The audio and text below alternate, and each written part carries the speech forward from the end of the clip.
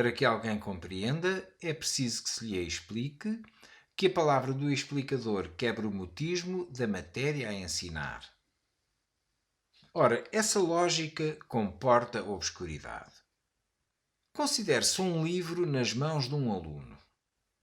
O livro é um sistema de raciocínios que quer fazer compreender uma matéria. O explicador toma a palavra para explicar o livro. Elabora um sistema de raciocínios para explicar o sistema de raciocínios que constitui o livro. Precisará o aluno dessa ajuda? Não pode um pai, em vez de pagar um explicador, simplesmente dar o livro ao filho e o filho compreender os raciocínios do livro? E se não, irá ele compreender melhor os explicativos do livro incompreendido? E não subsistirá ainda, nesse caso, a necessidade de se lhe explicar o modo de compreender? A lógica da explicação comporta o princípio de uma regressão ao infinito. A repetição das razões não tem razão para se deter. O que pode parar a regressão?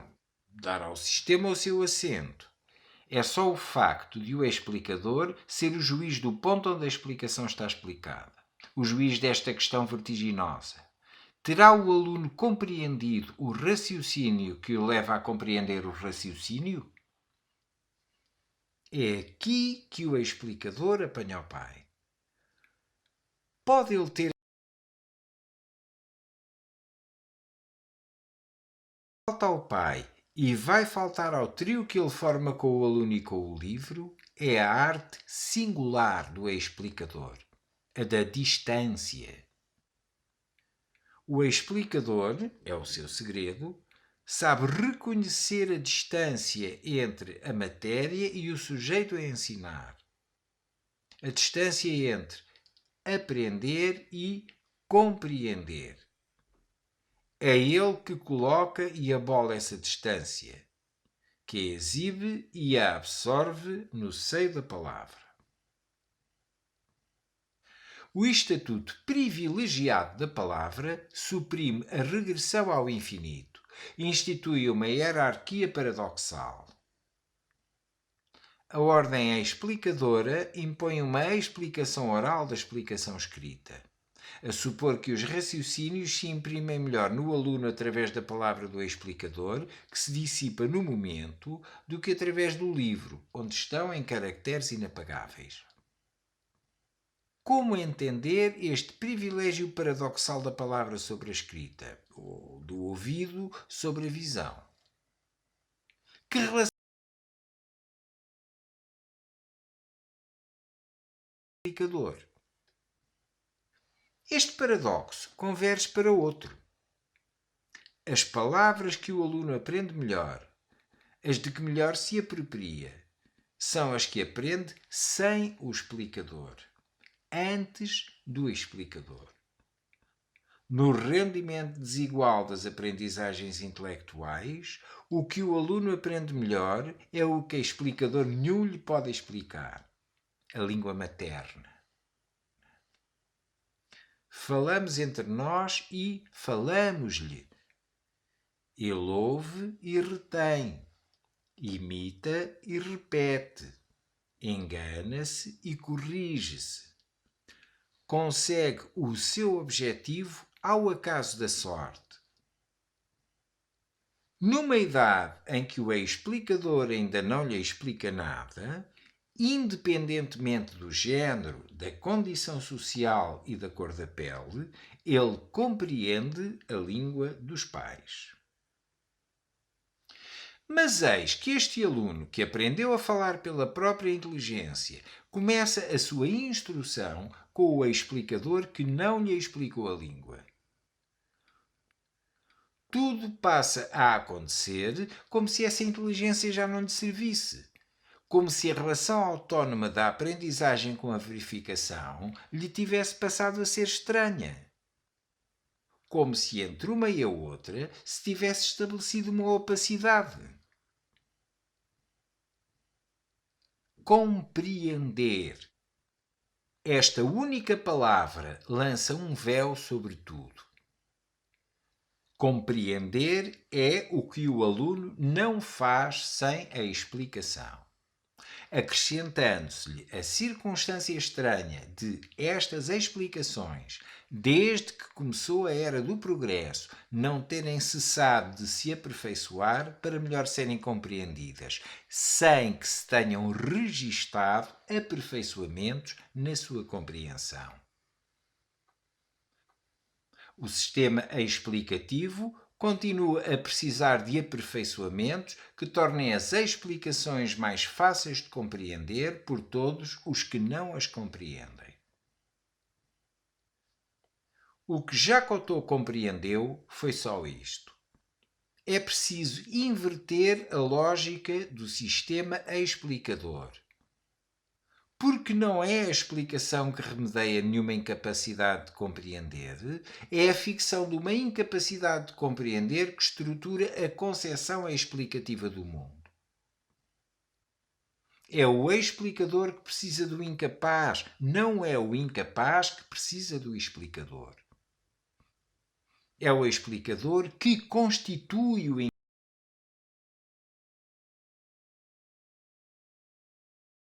é demonstrar-se-lhe a incapacidade de a compreender por si. Parábola de um mundo dividido em sabedores e ignorantes, em maduros e imaturos, em capazes e incapazes, em inteligentes e estúpidos. O papel do explicador é um duplo gesto inaugural. Por um lado, decreta um princípio absoluto, o ato de aprender vai começar agora. Por outro, lança sobre as coisas a aprender o véu de ignorância que ele próprio leva. Até ele, o pequeno homem tinha tateado às cegas, tentado adivinhar. Agora vai aprender. Até ele tinha ouvido e repetido.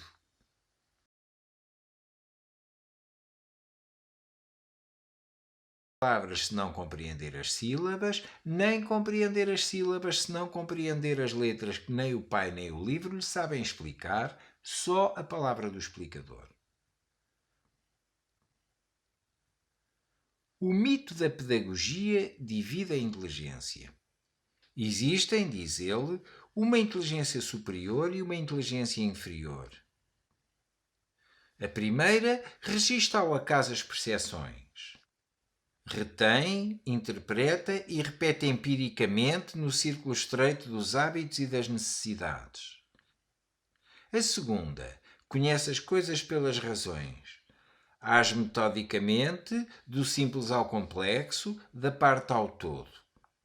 Permite ao explicador transmitir o conhecimento, adaptado à capacidade do aluno, e verificar se ele compreendeu o que aprendeu. É o princípio da explicação e, para Jacotot, o do embrutecimento. Entendamo-lo e afastemos imagens feitas. O embrutecedor não é o mestre obtuso que entope os alunos de conhecimento indigesto, nem o ser maléfico que, pela prática da verdade dupla, garante o seu poder e a ordem social. Ao contrário, ele é mais eficaz quanto mais sábio, mais esclarecido e mais empenhado for. Quanto mais sábio for, mais evidente lhe vai parecer a distância do seu saber à ignorância dos ignorantes. Quanto mais esclarecido for, mais evidente lhe vai parecer a diferença entre o tactear cego e o procurar metódico. Mais vai querer substituir o espírito pela letra, a autoridade do livro pela clareza da explicação. Antes de tudo, dirá ele, é preciso que o aluno compreenda. E para isso, que se lhe explique cada vez melhor. Eis a preocupação do explicador iluminado. Será que o aluno compreende? Não compreende.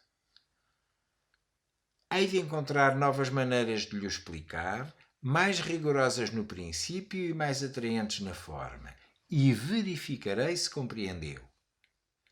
Nobre preocupação.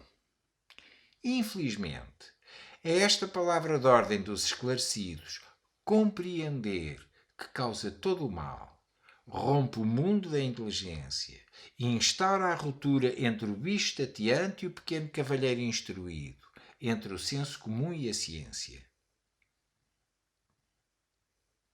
Desde o momento em que é pronunciada, todo o aperfeiçoamento na maneira de fazer compreender, essa grande preocupação dos metodistas e dos progressistas, se torna um progresso no embrutecimento. O aluno que balbucia sob a ameaça da pancada obedece ao ponteiro. Aplicará a sua inteligência a outras coisas, mas o pequeno explicando investirá a sua neste trabalho de luto, compreender que não percebe se não se lhe explicar. Já não é ao ponteiro que se submete, já é à hierarquia do mundo da ciência de esbugalhar os olhos. O explicador é vigilante e paciente. Ao ver que o aluno não o segue, remete-o para o caminho com outra explicação. O aluno adquire assim uma nova inteligência, a das explicações do explicador. Poderá, ele próprio, vir a ser explicador.